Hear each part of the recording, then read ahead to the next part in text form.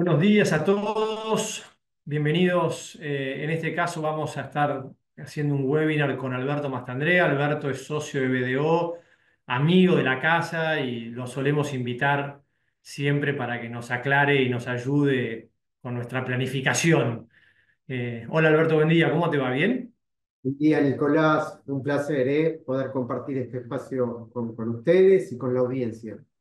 Bueno, muchas gracias por acompañarnos y bueno, vamos a estar siguiendo una presentación con Alberto para tratar de poder ir cubriendo todas las consultas o las dudas que puedan surgir respecto de el tratamiento fiscal que nos conviene tener en cara al cierre de año, al cierre de ejercicio, en muchos casos también de las sociedades, para ver qué cosas es conveniente analizar y planificar y qué otras cosas quizás el año pasado no teníamos en cuenta porque el escenario del contexto era otro y este año debiéramos empezar a tener en cuenta. Exactamente. Bueno, voy a empezar a compartir pantalla. Vos, en tal caso, decime si se ve bien, Nico. Dale, perfecto. Se ve bien, se ve un poco chica. Ahí está, perfecto, ahí está Ahí ampliada. está. Les recuerdo a todos los participantes que si tienen alguna duda o alguna consulta, nos la hagan saber por el chat, así podemos levantarla. Vamos a estar cubriendo un montón de temas, así que si la consulta de ustedes está en los temas que tenemos que cubrir, vamos a dejar que avance un poco la presentación y en todo caso, si queda alguna, la vemos luego. Exactamente. Y recordarles, ¿no?, que después vamos a estar compartiendo este material para los asistentes. Bueno, Perfecto. un poco repasando lo que dijo Nicolás al principio, el objetivo de esta presentación es compartir o revisar buenas prácticas tendientes a optimizar desde una perspectiva fiscal los resultados financieros que se pueden estar generando de cara al próximo cierre. La agenda que tenemos preparada para el día de hoy voy a compartirles unos muy breves conceptos claves para que se entiendan y para que en definitiva podamos comprender lo que sigue. Y después con el objetivo de abarcar lo que puede ser el interés de la audiencia, como dividir los puntos claves a tener en cuenta para las empresas cuando analizamos los resultados financieros y qué cuestiones considerar si el contribuyente es una persona humana. Respecto de los puntos claves a tener en cuenta, eh, nosotros siempre mencionamos que de acuerdo a el tipo de ganancia o el tipo de fuente de la ganancia, esta ganancia va a tener un tratamiento diferencial. Ustedes saben que cuando uno analiza el impuesto a las ganancias, para los residentes locales, ya sean personas humanas o personas jurídicas, las ganancias pueden ser de fuente argentina o pueden ser de fuente extranjera. Y ahora voy a explicar por qué la importancia de entender eh, de qué tipo es la ganancia que se me está generando. Cuando analizamos las inversiones financieras, esta división es muy clara y muy sencilla porque en definitiva tiene en cuenta o considera el domicilio del emisor del instrumento financiero. Esto significa que si yo estoy tratando de analizar el resultado de un instrumento financiero cuyo emisor es una empresa o el Estado argentino, la ganancia va a ser de fuente argentina. Mientras que si yo estoy analizando precisamente instrumentos financieros emitidos por sujetos residentes en el exterior, la ganancia es de fuente extranjera. Es decir, acá nuevamente lo que miramos es el emisor y no dónde está la custodia de ese instrumento. Y para que se entienda mejor, siempre como que marcamos los ejemplos de los ADRs de empresas locales, que como detrás hay una empresa nacional por más que el ADR de alguna manera se negocie en el exterior, ese ADR está generando una ganancia de fuente argentina, mientras que los CDR, en definitiva, como hay un subyacente de una acción de una empresa del exterior, está generando ganancias de fuente extranjera. Y entonces la pregunta que nos puede surgir es, bueno, pero ¿para qué es importante entender si la fuente para el impuesto a las ganancias está en Argentina o está en el exterior? Y básicamente, si uno puntea rápidamente las diferencias, tiene que ver con las siguientes cuestiones. Primero, cuando los resultados son de fuente argentina, no es lo mismo que yo lo obtenga como persona humana a que lo obtenga una empresa en cuyo caso soy el accionista. Porque ahí, tanto la persona humana como la empresa local que está obteniendo esa ganancia de fuente argentina tienen personalidad fiscal separada. En cambio, si yo estoy obteniendo una ganancia de fuente extranjera eh, con un ente que está en el exterior, ahí hay un error de tipeo, no en todos los casos la personalidad fiscal está separada. ¿Qué significa esto? Si yo invierto en el exterior desde una entidad que me pertenece, voy a tener que revisar ciertos requisitos porque de no configurarse esos requisitos, el resultado de esa operación la tengo que reconocer yo como persona humana, aun cuando no hubiera tomado contacto con los dividendos que esa empresa del exterior en algún momento me distribuya. Entonces, tengo que reconocer la ganancia como si quien la obtuviera es la persona humana y como si no existiera la entidad del exterior. Esto en alguno de los casos. Otra cuestión que es importante, si es ganancia de fuente argentina o es extranjera, tiene que ver con los quebrantos. Los quebrantos de fuente extranjera, salvo ciertos quebrantos provenientes de la compra-venta de instrumentos financieros, son quebrantos generales. La compraventa de algunos instrumentos financieros genera quebrantos específicos. Por ejemplo, la compraventa de acciones o la compraventa de títulos públicos genera un quebranto específico. Lo mismo que si obtuviera pérdidas por la colocación de fondos comunes de inversión o el rescate de los fondos comunes de inversión. En, Alberto, cuando te sí, referís a específico es que se aplica contra el mismo categoría, ¿no? Contra la misma categoría. O sea, exactamente. si yo tengo una No, ganancia en acciones y una pérdida en acciones, neteo y pago sobre el neto de esas dos cosas. totalmente. Si obtengo una pérdida, tengo que buscar una ganancia de la misma naturaleza para poder aprovechar esa pérdida. Es decir, no la puedo imputar a cualquier origen, a cualquier ganancia de cualquier origen. Tiene que ser de la misma naturaleza. En cambio, si el quebranto es de fuente extranjera, la regla es que esos quebrantos son específicos incluso por naturaleza. Es decir, si yo obtengo quebrantos por la compra-venta de instrumentos financieros, no lo puedo utilizar contra ganancias provenientes de rendimientos de instrumentos financieros. Es como que en ese caso es mucho más específico. Vamos a ver, y esto lo vamos a individualizar a medida que corra la presentación, Ok. que para determinar las ganancias de fuente argentina y principalmente en cabeza de las empresas, yo tengo el ajuste por inflación impositivo. Porque, por supuesto, si el instrumento financiero es de fuente argentina, un componente de esa ganancia es financiera y, por lo tanto, en la ley del impuesto a las ganancias hay cierto mecanismo que corrige esa ganancia generada por inflación.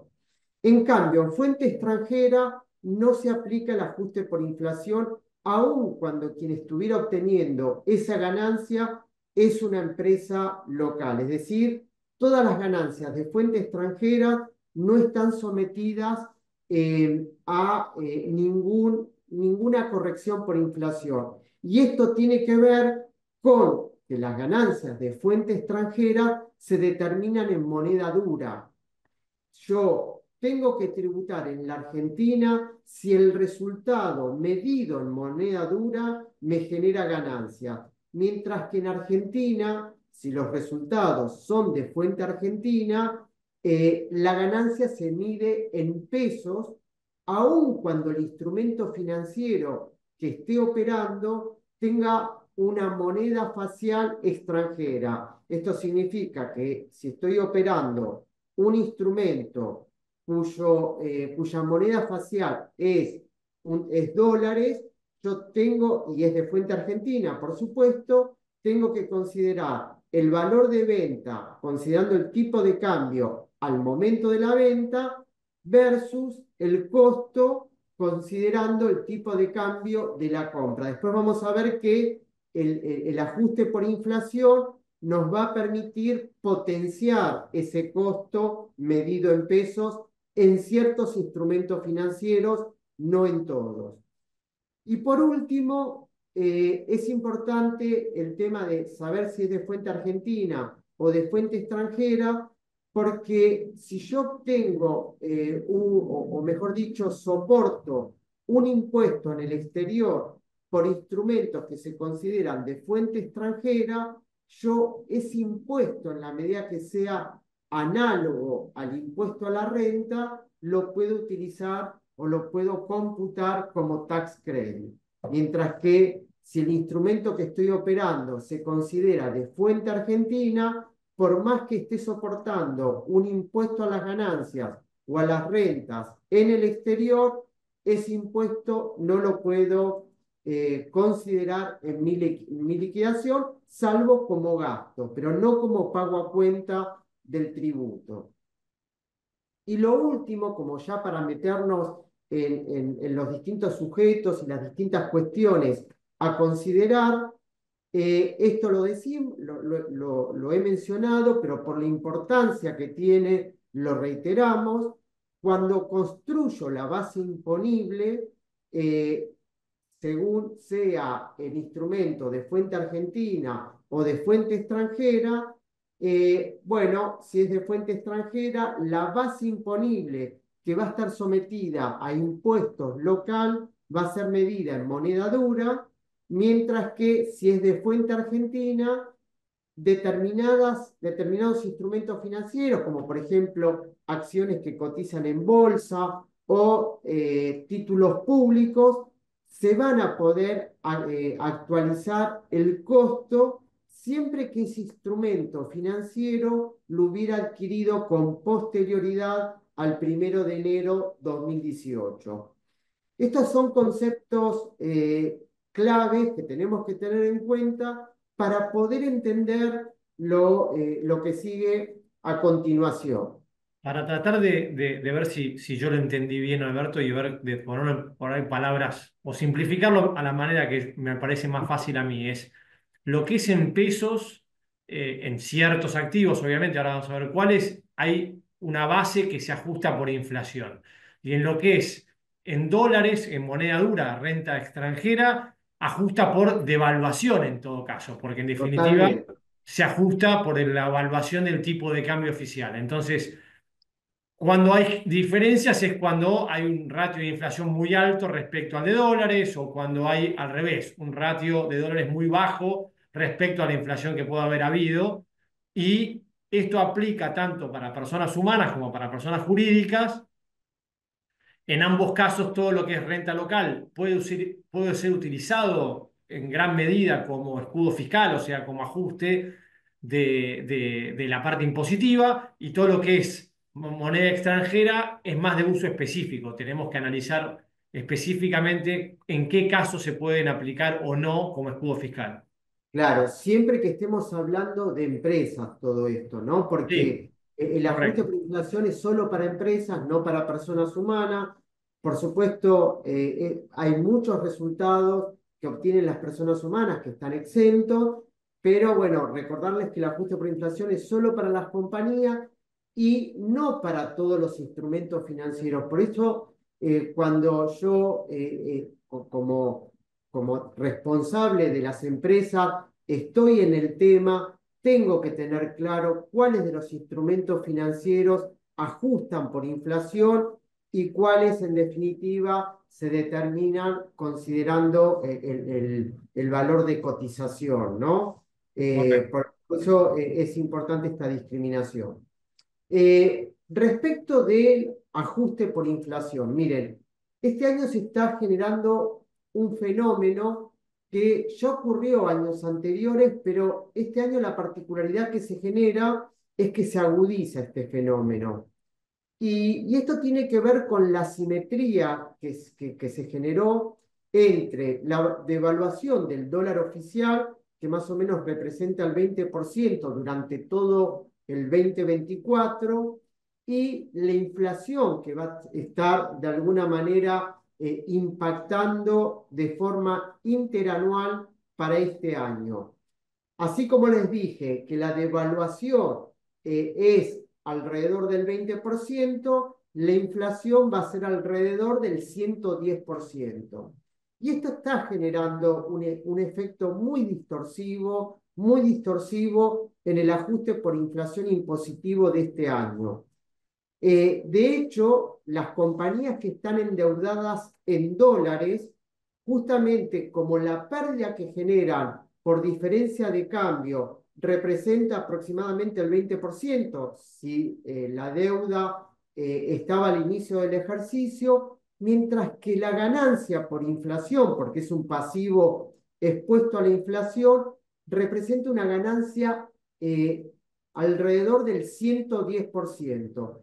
Esto está provocando que muchas empresas que estén endeudadas en dólares y esos dólares lo hubieran invertido, por ejemplo, en activo fijo, se le está generando una ganancia muy significativa por esta simetría. De hecho, nosotros venimos trabajando desde hace algunos meses para precisamente determinar cuál es el grado de exposición que tienen muchas empresas que están cerrando en diciembre respecto de este fenómeno que tiene que ver con el contexto. Por supuesto, hay algunas cuestiones para analizar, a ver si lo puedo mitigar. Por ejemplo, si en definitiva son deudas con empresas vinculadas del exterior o con el propio accionista, intentar capitalizarlas y esa capitalización tratar de antidatarla lo más posible para que en definitiva ese aporte de capital me genere un ajuste por inflación positivo, es decir, al transformarla de deuda a capital, neutralizo este efecto que se está provocando. Lo mismo tal vez repactar condiciones y establecer pagos en especie. Por supuesto, esta idea es importante en un contexto donde la brecha entre el dólar oficial y tal vez el dólar bolsa o el dólar MEP es importante. Hoy claramente no lo es tanto, pero como existe cierta brecha, estoy ganando una pérdida adicional que dejarlo en moneda extranjera que debe cotizarse al tipo de cambio oficial o incluso analizar si se verifica algún supuesto de confiscatoriedad. Claramente el supuesto de confiscatoriedad es muy raro que se verifique cuando lo que me está generando una mayor ganancia fiscal es producto de esta simetría, porque cuando nosotros determinamos el resultado contable ajustado por inflación, también se observa esta mayor ganancia producto de la simetría entre la devaluación y la inflación. Con lo cual, en muy pocos casos nos está ayudando la confiscatoriedad para intentar no gravar esa ganancia que en muchos casos es significativa. De Alberto, hecho, ¿te puedo hacer una pregunta ahí? sí, Perdón, te sí, cómo interrumpo un no. segundo. El año pasado, te consulto, ¿cómo fue esta simetría el año pasado? Por el año pasado tuvimos una devaluación muy grande en el último mes del año, en los últimos 15 días del año, en definitiva, mientras que la inflación durante el año fue menor, ¿no? Claro, Fue la mitad, más o menos, ¿no? No me acuerdo exactamente, pero te diría que más o menos debe haber sido la mitad. claro. El Eh, año pasado, esta posición de estar endeudado en dólares nos favoreció, porque yo generaba una pérdida por revaluación del pasivo mayor que la ganancia por inflación. Pero este año se está dando la inversa, y tal es así que se está dando la inversa y que muchas empresas le llevaron esta preocupación al gobierno, que hay un proyecto que todavía no trascendió, pero que se conoce, que es muy posible que, bueno, que se traten extraordinarias, donde a las empresas, en la medida que cumplan determinadas condiciones, se les va a permitir diferir la ganancia por inflación para no tener que estar, para no tener que pagar el impuesto en mayo, producto de esta simetría. Entonces, un primer mensaje que quiero dar a aquellos que no estén calculando esta situación, si es que fuera, si es que la pudieran tener, es que la calculen, vean a ver si existen mecanismos para temperarla o, bueno, esperar a esta norma que se transforme en ley, que supuestamente, de acuerdo a la información que manejamos, se va a manejar, se va a tratar en extraordinarias. Perfecto. Y lo que Eh, vos comentaste después es también la posibilidad de diferir, generando una pérdida momentánea, por decirlo de alguna manera, digamos, transitoria, comprando instrumentos que están valuados en moneda dura, que al valuarse en tipo de cambio oficial te generan un escudo o una pérdida temporal. Pero no, hoy por hoy, con una brecha del 5% eso es muy bajo, ¿no? claro, exactamente.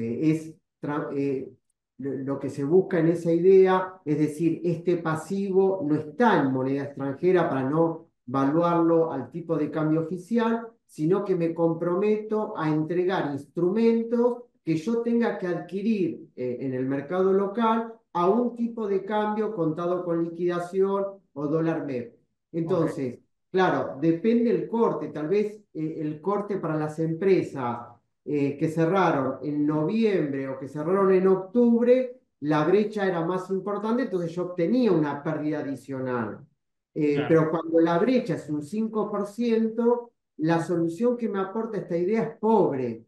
es Por muy poco. eso, eh, por eso es importante seguir cómo avanza este proyecto que hoy todavía no trascendió, pero que sí el gobierno está analizando y se están definiendo principalmente qué requisitos van a tener que cumplir las empresas para permitirle diferir esta ganancia, que por supuesto no va a generar la recaudación que el Estado estaba esperando, si me la permiten diferir, ¿no es cierto? Esto es un Clarísimo. tema, y creo que en las empresas el tema es este. Por supuesto, si yo tengo la situación inversa, es decir, tengo activos en moneda extranjera o créditos en moneda extranjera, bueno, voy a tener la posición inversa, porque la pérdida por inflación, si es un crédito que estaba al inicio de mi ejercicio, la pérdida por inflación es mayor que la ganancia por diferencias de cambio. Por eso acá es muy importante cuál es la posición de mi empresa frente a esta simetría. Eh, bueno, acá otra cuestión que uno se replantea muy cercano al cierre del ejercicio es, bueno, qué temperamento o qué posición seguir respecto de los fondos comunes de inversión, considerados inversiones transitorias, y que se hubieran colocados durante el ejercicio. Muchas veces nos preguntan, che, ¿me conviene rescatarlo antes del ejercicio o me conviene rescatarlo unos días después de finalizado? Por supuesto, acá lo que hay que tener en cuenta para considerar todo el mapa completo es que si lo rescato antes del ejercicio, yo voy a tener dos efectos fiscales importantes o que pueden ser significativo. Primero voy a estar obligado a gravar fiscalmente la renta nominal que se me hubiera generado. Pensemos que los fondos comunes de inversión, para el caso de los sujetos empresas, tributan cuando lo rescato, no tributan por la ganancia a medida que esa ganancia se va devengando, sino cuando justamente Se ejerzo la percibe la decisión ganancia. de rescatarlo. Claro. Y por otra parte, si lo rescato antes del cierre, por supuesto voy a tener que tributar el impuesto sobre los ingresos brutos en un momento muy cercano, porque la posición de diciembre vence a mediados de enero. Ahora, ¿qué sucede si no lo rescato? Primero, por supuesto, a la inversa del caso anterior, no voy a grabar la renta nominal la voy a estar difiriendo al año siguiente, y sí lo que voy a tener que considerar es una ganancia fiscal por inflación. ¿Qué significa esto? Supongamos que yo coloqué un fondo común de inversión por un monto equivalente a 10 millones de pesos. Yo lo que tengo que calcular es cuál fue la inflación desde el momento de la colocación hasta el cierre del ejercicio. Supongamos que fue un 8%. Bueno, lo que sí voy a tener que grabar en el ejercicio es el 8% de esa colocación, que es la ganancia por inflación que me generó esa colocación. Entonces acá hay como una suerte de consideraciones a tener en cuenta. Primero, las colocaciones del último mes es conveniente no rescatarlas. ¿Por qué? Porque pensemos que si yo coloqué el último mes del ejercicio, eso no ajusta por inflación porque el índice del último mes es igual a 1, con lo cual no me está generando ganancia por ajuste por inflación. ¿Qué pasa si lo coloqué antes del último mes? Bueno, acá el análisis que tenemos que hacer es si la inflación está superando el rendimiento o por el contrario el rendimiento es superior a la inflación. Y tener en cuenta, en definitiva, la incidencia del impuesto sobre los ingresos brutos. Eh, en años anteriores nos convenía rescatarla antes del cierre, pero pareciera que como se está dando este cierre, nos va a convenir, en definitiva, rescatarla con posterioridad al cierre. Eh, y esto se agrava si tenemos en cuenta el impacto del impuesto sobre los ingresos brutos. Esto, Claro. por supuesto, es un cálculo que cada uno tiene que hacer, pero en líneas generales no está conviniendo rescatarlas antes del cierre, cosa que sí aconteció el año pasado y por esa simple decisión se hacían como resultados, se generaban resultados importantes o una reducción importante del impuesto a las ganancias a pagar, ¿no? Producto de tener claro cómo funciona la inflación y el reconocimiento del rendimiento.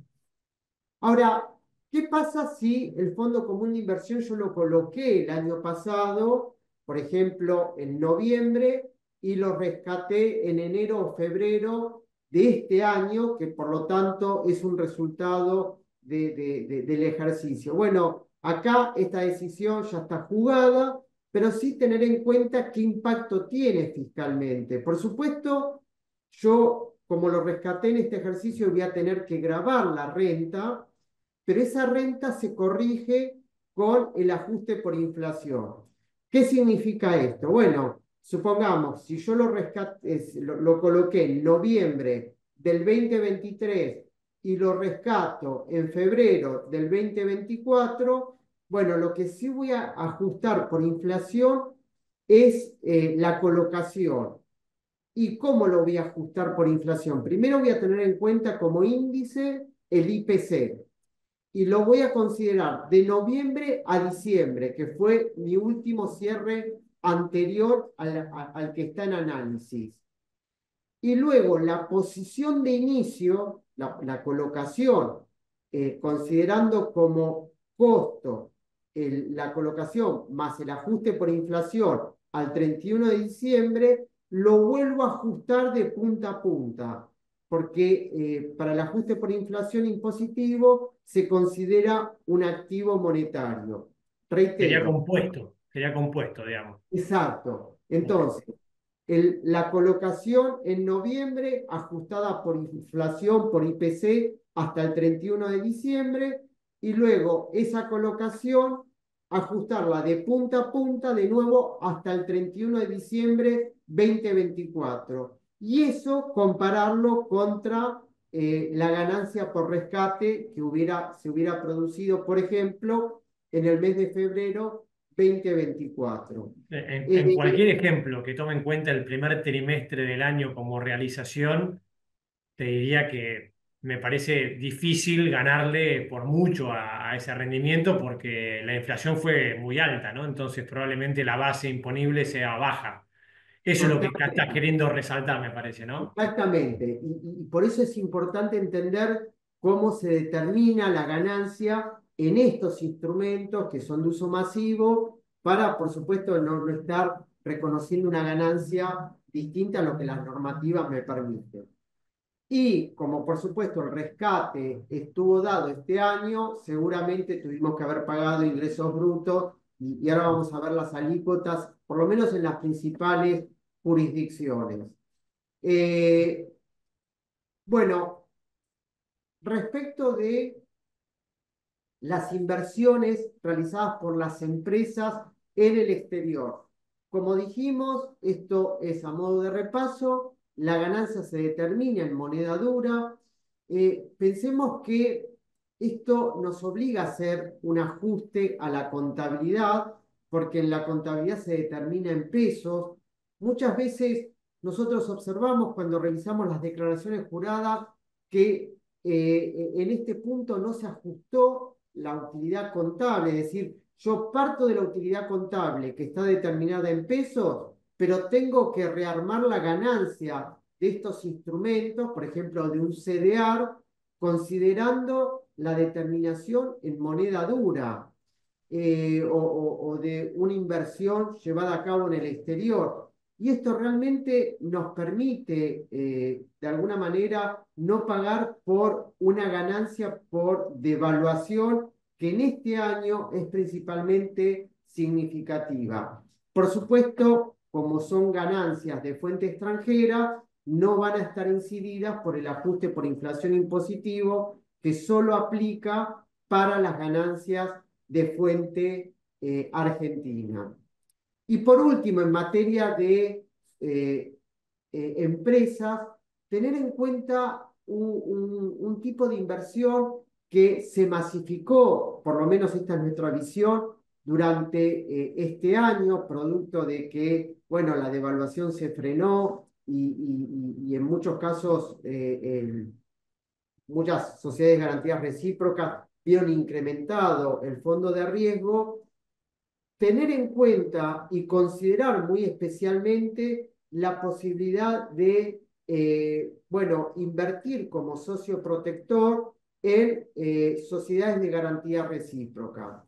Producto de la masificación de estos aportes, hoy la mayoría de las sociedades no tienen cupo para captar. De hecho, bueno, Cohen tiene una y Nico, vos corregime, pero entiendo que también están en la misma condición, que no tienen cupo para que las empresas inviertan en el fondo de riesgo. Es así, Sí, ¿no? así es.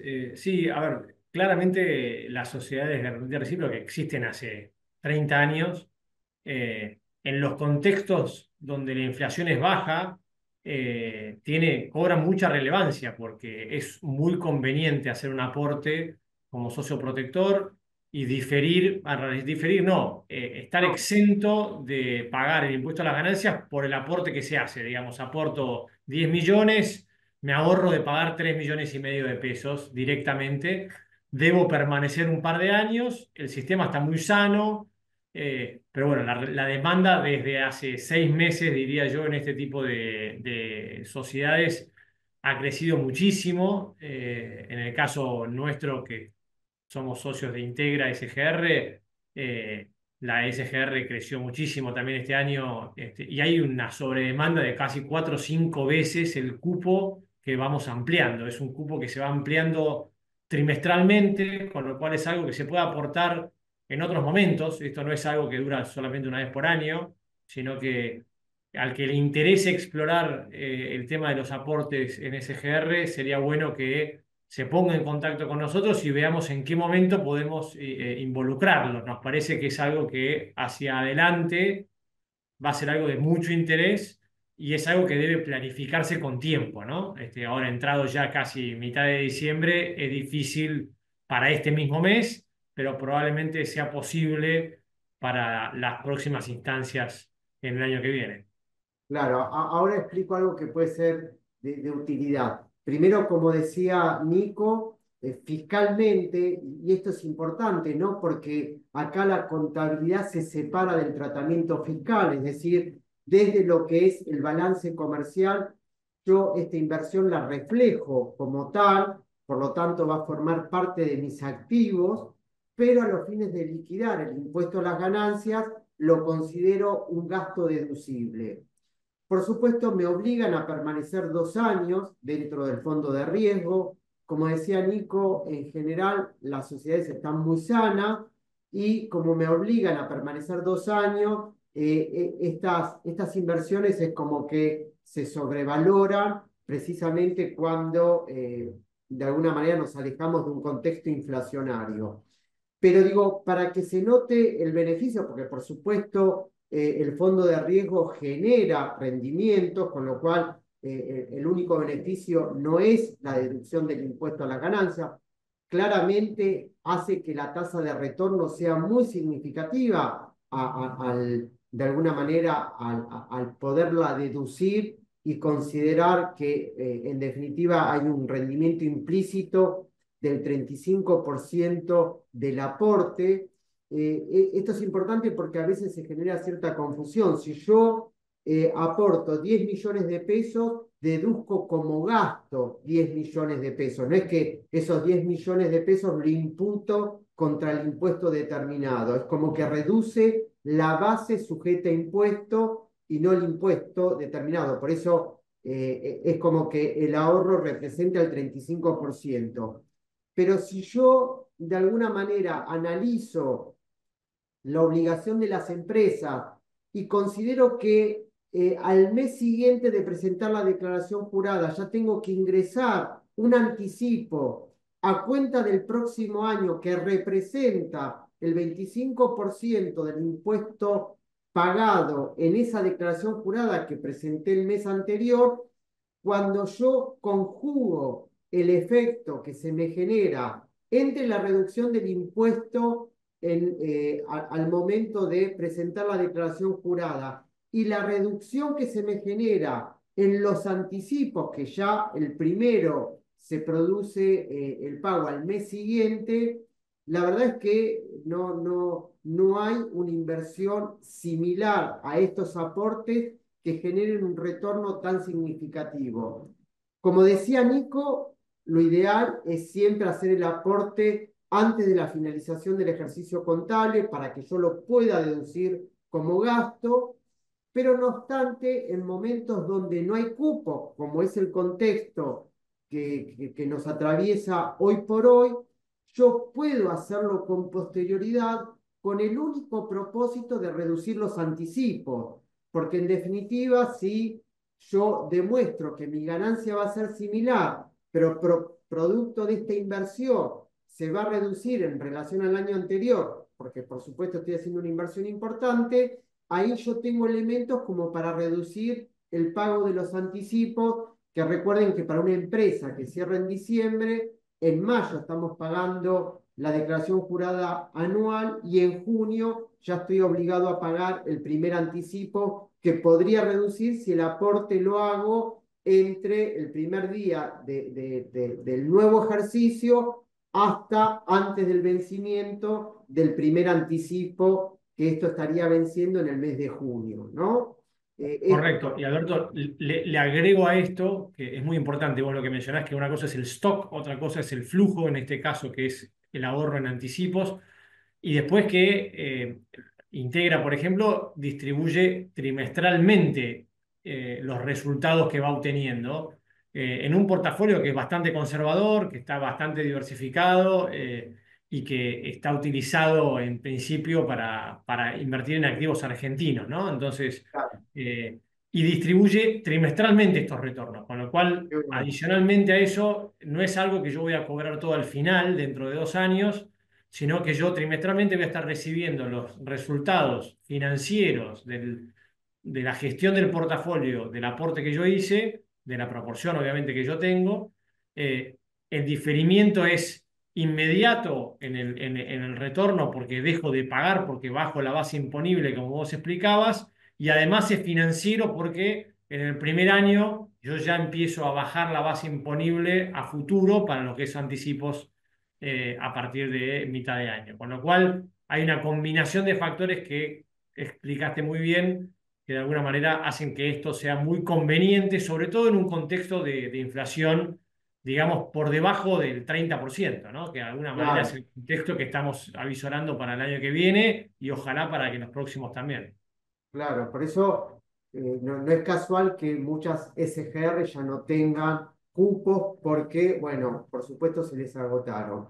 Y algo que menciono porque por lo general también nos lo consultan, si yo, por ejemplo, aporto 10 millones de pesos y lo dejo 2 años y acontecido los 2 años mantengo esa inversión, vuelvo a deducir, es decir, cada 2 años vuelvo a deducir el monto si, bueno, decido no rescatarlo, ¿no? No es que es una vez sola, aun cuando permanezcan 4 años, Se sino que pueden cada... reimponer, se puede reimponer el aporte y también se puede reimponer los resultados digamos, de la inversión o los resultados que trimestralmente se distribuyen, se puede reimponer eso también, con lo cual se puede Claro, seguir aportando constantemente, digamos.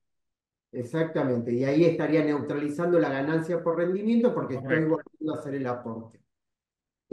Bueno, acá les vamos a dejar en el material, hicimos un relevamiento de las principales jurisdicciones y cómo están impactando determinados instrumentos financieros. Fíjense en que algunos están exentos, pero otros están grabados.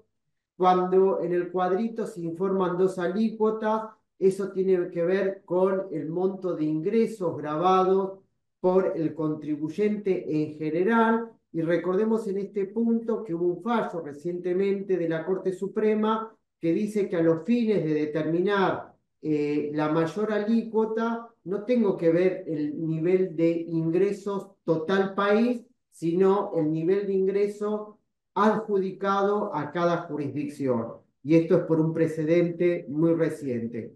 Fíjense que, por ejemplo, Cava tiene esto de diferenciar las alícuotas en base al tamaño del contribuyente, lo mismo que Córdoba y en algún aspecto igual que Santa Fe. Con respecto a personas humanas, ¿qué tenemos que considerar? Bueno, justamente de alguna manera atravesándonos un contexto donde la inflación cayó y lo mismo que el riesgo país, nuevamente se impone la necesidad de pensar el rendimiento luego de impuestos. Y para eso se hace importante entender qué instrumentos financieros locales están exentos del impuesto a las ganancias.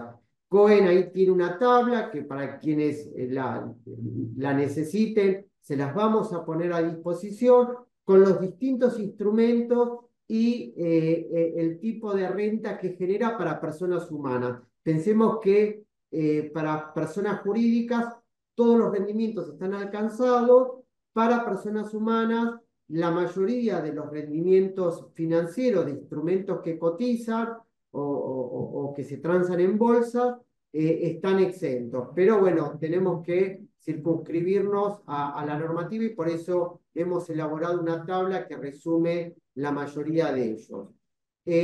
Entonces, bueno, dado este nuevo contexto, esto nos obliga a pensar la rentabilidad después de impuestos, porque en muchos casos pensemos que la rentabilidad, si estuviera grabada, queda grabada al 35%, ¿no? Entonces, tal vez un rendimiento que en apariencia se presenta como menor, dado que no va a tributar ese 35%, puede ser más atractivo que aquel que a priori luzca como un rendimiento mayor. Eh, es un año también atípico en lo que se refiere a los tributos que intervienen en la decisión. Años anteriores uno analizaba tanto el impuesto a las ganancias como la gravabilidad de ese instrumento al cierre en el impuesto sobre los bienes personales. Muchos de ustedes y muchos contribuyentes que tenían a este tributo como uno de los tributos claves han adherido a lo que se conoció como REI BP, que era el adelanto del impuesto sobre los bienes personales para los próximos 5 ejercicios, considerando como primero el 2023, de manera que estamos en un periodo en el que para muchos de nosotros el impuesto sobre los bienes personales ya no es un tributo clave para decidir en qué instrumento invierto o dejo de invertir, por lo tanto, circunscribimos el análisis a lo que es el impuesto a las ganancias. Nosotros somos del entendimiento que el impuesto sobre los ingresos brutos, para el caso de personas humanas, no es un tributo que deba analizarse, salvo que sea un habitualista y que gran parte de mi patrimonio lo destine a invertir, si no, no es un tributo que debiera impactar, sí para las empresas, no para las personas humanas. Y si elijo como instrumentos grabados, tener en cuenta que, bueno, siempre van a ser más convenientes aquellos instrumentos que generen el rendimiento, no como pago de renta, sino que el rendimiento se produzca al momento del rescate.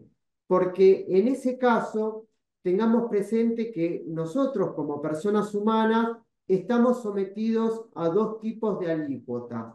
Por un lado, a una alícuota equivalente al 15%, que es aplicable para las compra-venta de instrumentos financieros o para el rescate de ciertos instrumentos financieros, y luego la alícuota progresiva que rápidamente llega al 35%, que es aplicable para los rendimientos financieros que no se encuentren exentos. De manera que si por alguna razón yo decido invertir en instrumentos alcanzados, siempre son preferibles aquellas que el rendimiento se materialice cuando rescato ese instrumento. Porque por un lado va a estar sometido a una alícuota del 15% y por el otro, hasta tanto no lo rescate, yo voy a estar difiriendo el impuesto a las ganancias que de otro modo lo tendría que pagar con el pago de los rendimientos. Alberto, entonces, para tratar de simplificarlo un poco, es las personas humanas, siempre que inviertan en instrumentos financieros y no lo hagan de manera habitualista, si lo hacen en activos locales, la mayoría están exentos. Después pasamos a la tabla, Totalmente. pero la mayoría están exentos. Si lo hacen en instrumentos en el exterior, la conveniencia en general es invertir en instrumentos que generen ganancia de capital o que reflejen, aunque tenga una renta, una ganancia de capital para achicar la alícuota del 35 al 15 y además para que esto se haga efectivo en el momento que yo realice la inversión, que puede ser 1, 2 o 3 años y no en el momento que lo va devengando, como es en el caso de la renta, que yo tengo que pagar más alícuota, el 35%, y además es proporcional al tiempo que transcurrió, ¿correcto? Totalmente. Y esto, lo que acabas de describir vos, es lo que intenta resumir esta filmina que estamos proyectando. La diferencia entre el rescate y el rendimiento, con, bueno, una cuestión a tener en cuenta, que si el instrumento en el exterior que yo elegí paga rendimientos, yo lo que puedo hacer es enajenarlo para que ese rendimiento se transforme en una ganancia de capital, como vos decías, pero la legislación lo que me obliga para que no me lo cuestione es que eso lo haga al menos 15 días corrido previo al pago de los rendimientos. Es decir, si yo quiero transformar una ganancia por rendimiento en una ganancia de capital por la compra-venta del instrumento, tengo que hacerlo 15 días corridos previo a que se paguen estos rendimientos. Si no, si lo hice una semana antes y el fisco lo detectara, me va a exigir que esos rendimientos los tribute al 35%, aun cuando sea producto de una operación de compra-venta. Y como dijimos, bueno, nada, la ganancia se determina en estos casos en moneda dura. Eh, Muchas veces nosotros analizamos las carteras antes del cierre para ver si las ganancias obtenidas por compra-venta se pueden mitigar realizando tal vez instrumentos financieros que me generaron pérdidas por tenencias, ¿no? Esto es importante, por supuesto, la pérdida está. A veces lo que hacemos con esto es tratar de anticipar esa pérdida para mitigar ganancias generadas durante el año.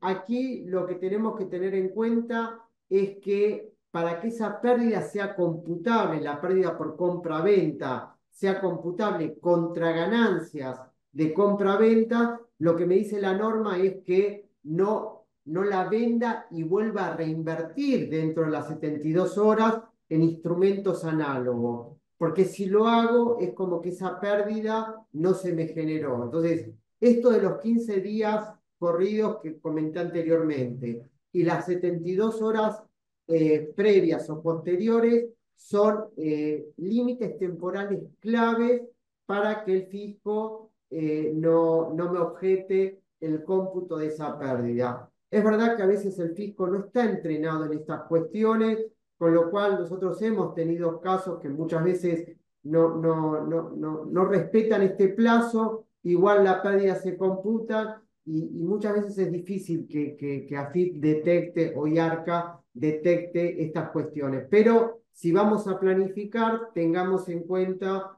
una planificación adecuada. Y como dije al principio, si yo obtuve ganancias de fuente extranjera por rendimiento y estoy obteniendo pérdidas por compra-venta, pérdidas de capital, esas ganancias no son compensables con pérdidas por compra-venta, ¿no? Las pérdidas por compra-venta se realizan o únicamente se pueden utilizar contra ganancias de compra-venta. Bueno, Nico, esto es un poco lo que queríamos compartir, algunos temas repasándolos, otros de alguna manera comentando cuestiones vinculadas al contexto mismo, esperando lo que decía al principio, que realmente en extraordinaria se trate este proyecto de ley que permita a las compañías con pasivos en moneda extranjera diferir esa ganancia. Esto es algo reciente, casi una primicia. Fíjense en que en los diarios esto no está todavía, porque se está manejando como en un círculo muy íntimo. Veremos cuáles son los requisitos que le imponen a las empresas para que lo puedan diferir, ¿no? Eso Sería sí está buenísimo. La siete verdad llaves. que algo así sería muy bueno porque claramente el contexto es el que te lleva a tener una base imponible muy alta que muchas veces no se condice con cómo fue el negocio, ¿no? También tenemos que Claro. entender que este año, sobre todo la primera mitad del año, fue un año muy duro para varios de los rubros que componen la economía más dinámica, digamos, lo que es consumo, lo que es la actividad, construcción y demás.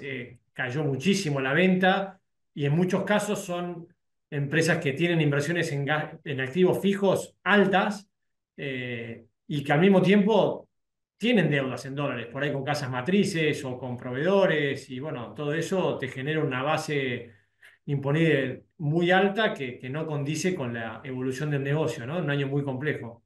Y en algunos casos imposible de afrontar. Hemos tenido supuestos de, por ejemplo, de empresas de energía que el resultado económico es, por supuesto, antes del ajuste por inflación, muy malo, con lo cual no generaron fondos. Y bueno, y después aparece el ajuste por inflación y me genera un impuesto a las ganancias casi imposible de afrontar. Sí, sí, sí, sí, es confiscatorio en Ujú. cierto punto. Alberto, bueno, tenemos un montón de preguntas. Voy a tratar de resumir o de repasar alguna de ellas. Las que más por ahí nos faltaría dar un poco de luz, o por lo menos a mí no me queda claro bien cómo contestarlas, tienen que ver con más personas físicas, gente que tiene cartera en el exterior o activos en el exterior.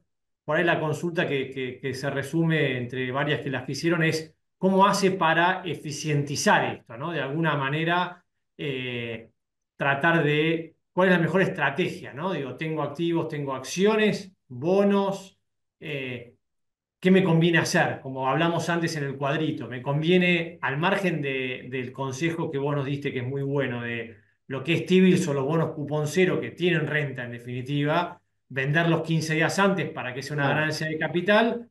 ¿Qué otra manera podemos tener deficiencia? Algo dijiste que es analizar un poco la cartera y tratar de netear. Sí, a mí se me cortó, no sé si se me cortó a mí, Nico, a vos, pero es tratar de machear ganancias contra pérdidas. Eh, Gogo, no sé si estás, no sé si De hay que... analizar esto.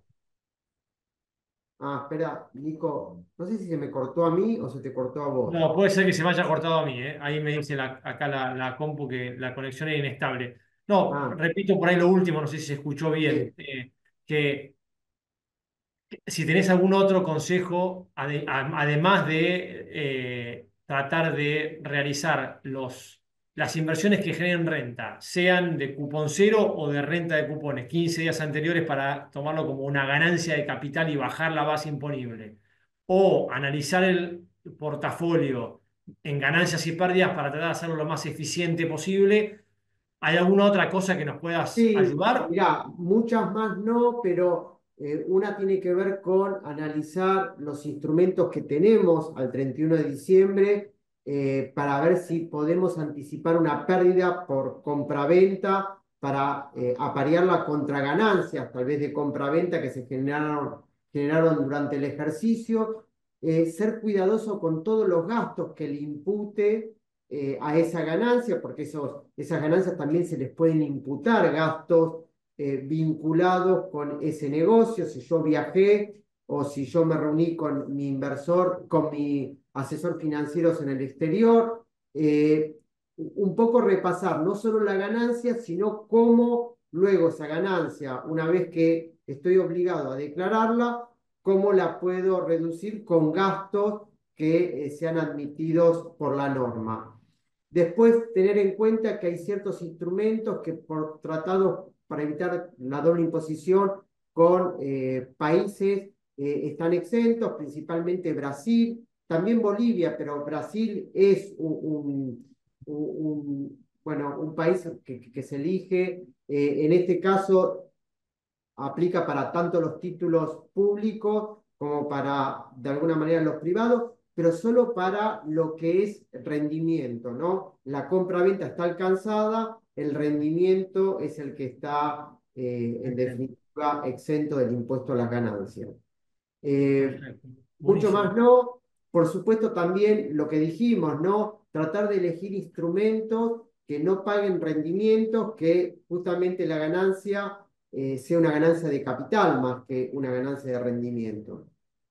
Clarísimo. Bueno, buenísimo. Los invitamos también a que si quieren hacer alguna otra consulta o una consulta específica, nosotros podemos ponernos en contacto con la gente de BDO si tienen que analizar algún caso particular de alguna empresa, o si quieren pedir o solicitar alguna recomendación para el portafolio personal, los podemos poner en contacto y ellos de alguna manera asignarles a algún comercial, alguna propuesta para analizar el caso específico. Y nada, también que se pongan en contacto con los asesores nuestros en Cohen para administrar de la mejor manera posible sus portafolios y hacer un análisis de qué es lo que más les conviene. Total. Eh, Así que bueno, Alberto, te agradezco muchísimo el tiempo, fue súper No, claro. Vamos a compartir la presentación como la grabación para que todas la puedan repasar. Muchas gracias a todos por participar y por estar con nosotros. Y bueno, te deseo muy felices fiestas, Alberto, y al resto que si es que no los veo, no los saludo nuevamente, también igualmente. Bueno, muchas gracias, Nico, un placer, ¿eh? Y felicidades Bueno, para todos. gracias, te dejo un abrazo grande.